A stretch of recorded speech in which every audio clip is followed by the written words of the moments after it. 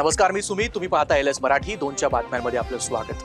नाशिक भाजपमध्ये जुन्या आणि नव्या नेत्यांमध्ये मोठा संघर्ष सुरू झालाय. आमदार देवयानी फरांदे यांनी माजी महापौर विनायक पांडे आणि शाहू खैरे यांच्या प्रवेशावर उघड नाराजी व्यक्त करत फेसबुक पोस्टद्वारे पक्षाला इशारा दिलाय. मनसे आणि उद्धव सेना एकत्र आल्याने सध्या दोन्ही पक्षात चैतन्याचं वातावरण आहे. दोन्ही पक्षातील कार्यकर्त्यांना जणू 100 हत्तींचं बळ आलंय. आज खासदार संजय राऊत यांनी एकनाथ शिंदे आणि आमदारांविरोधात तुफान फटकेबाजी केली. त्यामुळे महापालिका निवडणुकीत मोठ्या शाब्दिक चकमकी होण्याची शक्यता दिसते. सुप्रिया सुळे यांनी आमच्या पुण्याच्या शहराध्यक्षांना फोन केला होता. आज ते बैठकीसाठी बसणार आहे. त्यानंतर पुढील गोष्टी ठरतील. भाजप सोडून इतरांसोबत आम्ही जायला तयार आहोत, असं प्रकाश आंबेडकर यांनी म्हटलंय.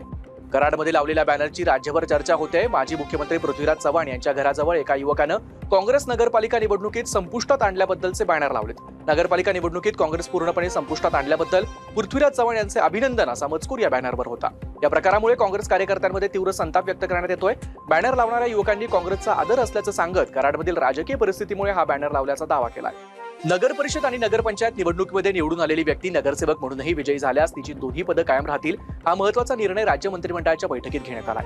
अशा व्यक्तीला नगर परिषद किंवा नगरपंचायतीचं अध्यक्ष आणि सदस्य म्हणून मतदान करण्याचा अधिकार असणार आहे. या निर्णयामुळे स्थानिक स्वराज्य संस्थांमधील प्रतिनिधित्वाबाबत स्पष्टता आली आहे. नवी मुंबई आंतरराष्ट्रीय विमानतळावर आजपासून हवाई सेवा अधिकृतपणे सुरू झाली. बंगळुरूमधून आलेलं इंडिगोचं पहिलं विमान सकाळी 8 वाजता विमानतळावर उतरलं.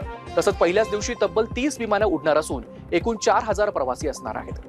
बुलढाण्याच्या मातोळामध्ये शेजाऱ्याने शेतरस्ता अडवल्यानं एका शेतकरी कुटुंबाची 4 वर्ष मोठी फरफट झाली. रस्ता बंद असल्याने शेतकऱ्यांना शेती करता आली नसून लाखो रुपयांचं नुकसान झालं. हे प्रकरण तहसीलदारांकडे दाखल झाल्यानंतर बैलगाडीचा शेतरस्ता मोकळा करण्याचे आदेश देण्यात आले. त्यानुसार महसूल अधिकाऱ्यांनी घटनास्थळी जाऊन शेतरस्ता खुला केला असून अन्यायग्रस्त कुटुंबाला न्याय मिळाला. बुलढाणा जिल्ह्यात सोयाबीनला खुल्या बाजारात अपेक्षित दर मिळत नसल्यानं शेतकऱ्यांमध्ये चिंतेचं वातावरण आहे. शासनानं हमीभावानं सोयाबीन खरेदी केंद्र सुरू केली आहेत. चांगल्या दराच्या अपेक्षेनं शेतकरी बाजारात विक्री न करता सोयाबीन साठवून ठेवतात. त्यामुळे कृषी उत्पन्न बाजार समित्यांमध्ये सोयाबीनची आवक घटली आहे. कोल्हापूरच्या बुदरगडमध्ये श्री संत बाळूमामा ट्रस्टच्या कार्याध्यक्षांना धक्काबुक्की करून मारहाण करण्यात आली आहे. कार्याध्यक्षपदाचे कामकाज करण्याच्या विरोधातून 25 ते 30 जणांनी हे कृत्य केल्याचा आरोप केलाय. ट्रस्टचे कार्याध्यक्ष लक्ष्मण होडगे आणि इतर तिघांना यापूर्वी विविध आरोपांखाली अटक झाली होती.